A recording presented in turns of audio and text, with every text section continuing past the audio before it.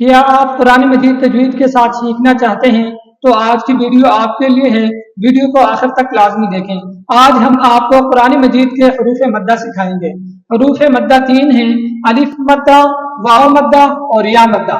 जब अलिफ साकिन से पहले जबर आ जाए तो ये अलिफ मद्दा होता है। जैसे बा अलिफ जबर बा, तो यहाँ पे देखें अलिफ से पहले बा के ऊपर जबर है तो ये अलिफ मद्दा है। इसी तरह वाव साकिन से पहले पेश हो तो ये वाव मद्दा होता है। जैसे बा वाव पेश बू, यहाँ पे देखें वाव साकिन से पहले बा के ऊपर पेश है तो ये वाव मद्दा है। इसी तरह बा या जेर बी, यहाँ पे देखें या साकिन है और इससे पहले बा के नीचे जेर है तो ये या मद्दा है।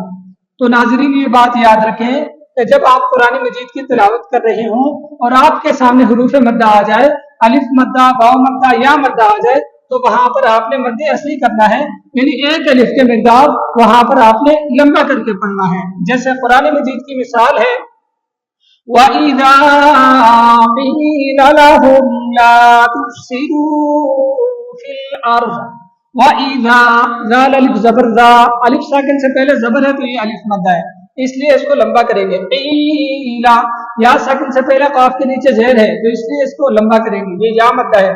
ला तुफ़सिदू, लाम अलिफ ज़बर ला, ये जो अलिफ है अलिफ साकिन से पहले ज़बर है तो इसलिए अलिफ को एक अलिफ का मिकदार लंबा करेंगे। फिल अर्ज़ ला तुफ़सिदू, दाल वाव पेश दू, वाव साकिन से पहले पेश है तो इसलिए वाव को एक अलिफ का मिकदार लंबा करके पढ़ेंगे। तो ये बात आपने याद रखना है कि जब भी आपके सामने कुरान मजीद में हरूफ मद्दा आ जाए वहां पर आपने एक अलिफ का मिकदार लंबा करके पढ़ना है।